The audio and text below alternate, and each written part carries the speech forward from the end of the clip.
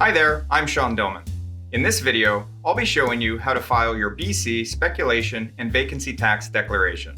If you like this video, please be sure to comment, leave a like, and subscribe to my YouTube channel.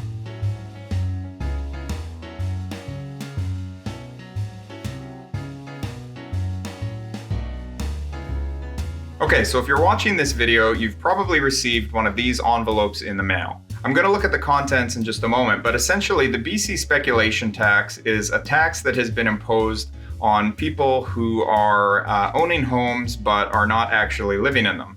And this only applies to certain people in certain regions in British Columbia. I'm not going to get into the specific details about what exactly the tax is and what exactly it covers. If you're watching this video, you probably just want to know, how do I file this thing online, and how do I do what I need to do so that I don't have to worry about this anymore. As it says on the front of the envelope, action required. This envelope contains important tax information. You will need to complete a declaration. So if you're reading that text, you probably can appreciate that this is something important. You actually need to do something here. You can't just throw it away and ignore it. So in this video, I'm going to show you the steps of what you need to do to get this filed online and then not have to worry about it anymore. Okay, so to look at the contents of the envelope just for a minute, essentially what you get is a little pamphlet here that you can take a look at that provides you information from the BC government's perspective about what this tax is about.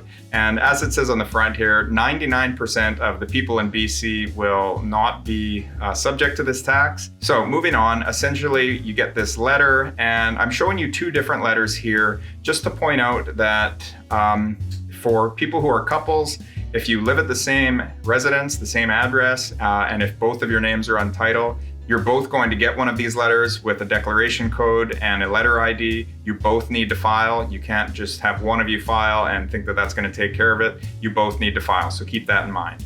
And in this example, I'm going to be showing you, basically I'll be filing for two different people who are a couple living in the same house, which will be an example that applies to a lot of people. Okay, so you're going to want to open up a web browser, and then you can go to this speculation and vacancy tax page, which will give you all kinds of information about the tax. And then you're going to see this big red button that says Declare Now. So you click on that, and that's going to take you to the website where you can start to put the information in.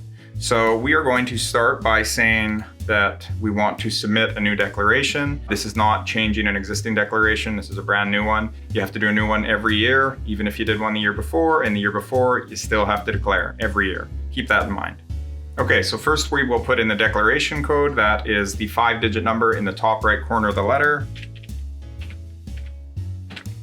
And now the letter ID, that's the number that starts with L.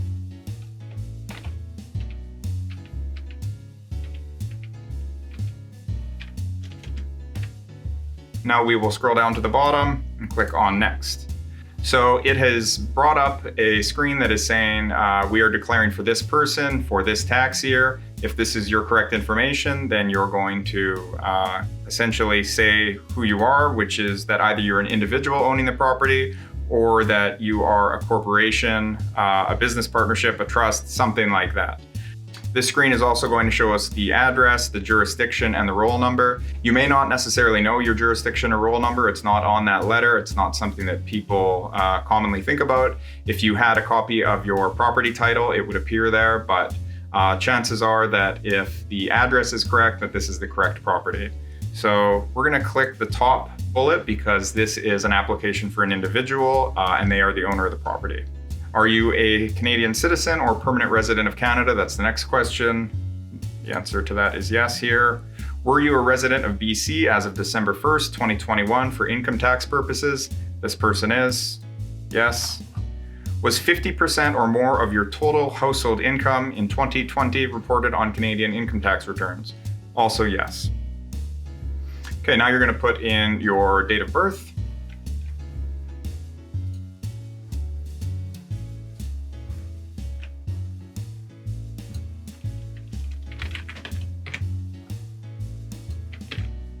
So this screen is asking if the owner was living here and if that was their principal residence in 2021. Our answer to this question is yes.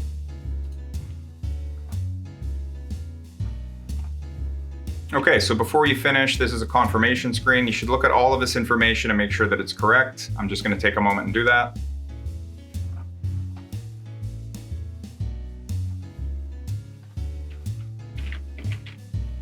All right, so before we can submit this document, we need to click this box that says that we certify that the information given is correct. I'll click that box and then I'll hit next.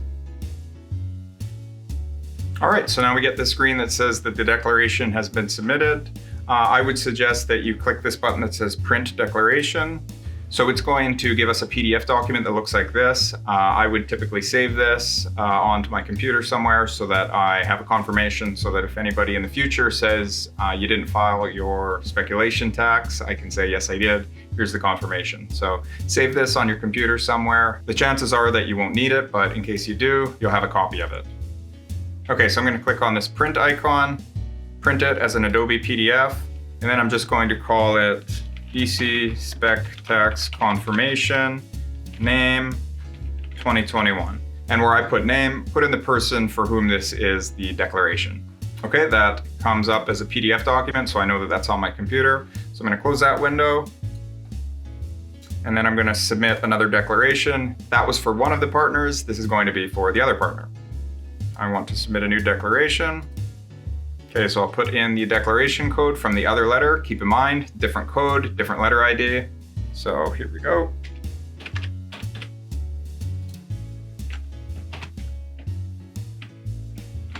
Lastly, click the box that says I certify that the information given is correct. Yes, it is. Submit. Again, it says the declaration has been submitted. We're going to click on Print Declaration. Click on that printer icon. Click on Print, click on the other one, and then we will save it as BC Spec Tax Confirmation Name 2. And again, put in the correct name for whoever the people are. In this demonstration, of course, I am doing it in a way that is anonymous, so I don't have to show you any of the information. And again, it opens up this document in Adobe Acrobat, so I know that it is downloaded onto my computer. So I will close that, and I'll click on OK.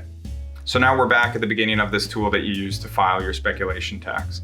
So before I conclude, I'll mention a few little things. I have known individuals in the past who have needed to call in to the people at the BC Spec Tax because they had their name on multiple titles and the tool online didn't seem to work. Essentially, they got caught up at the first screen that says I am an individual, but it also said I represent a trust, or I'm an executor, or corporation, or something like that. And they actually needed to do two boxes. They didn't get two letters, they just got one letter, but they had multiple properties that they needed to declare for. So if you find yourself in that situation, I would say just call in. The people at the BC Spec Tax were very nice, very knowledgeable. They were able to fix the problem very easily. They were aware that if a person has their name on multiple properties, the web version is not going to work properly. So just call into them and they can take care of it. They can do it for you over the phone. If you do that, I would recommend that you take good notes. Make sure you get the name of the person that you're talking to and what time you talk to them and all of that, because if you do it over the phone, you're not going to be getting a receipt. It's probably not a big deal, and probably nobody's going to call you and say that you didn't file your declaration, but it's always a good idea to keep your own records. They are probably keeping records on their side and they should know that they've done this, but just to protect yourself, keep good records, make a note of the phone call, just so that if anybody comes back to you in the future, you can say, yes, I had a phone call on this date and this is who I spoke with. So that is a tip I would give. So finally, I was showing you how to file this document for probably the majority of people in BC. Most people are probably either an individual or they are in a couple, and they probably live in BC, they earn their income in BC, they file their taxes in Canada, they're a Canadian citizen. So all of those boxes that I said yes, yes, yes to, I think that those are the boxes that a lot of people would be saying yes to. If some of those boxes you need to say no and your information doesn't fit with this perfectly, and if you need more information, you may want to speak with a lawyer about this. You can speak with an accountant.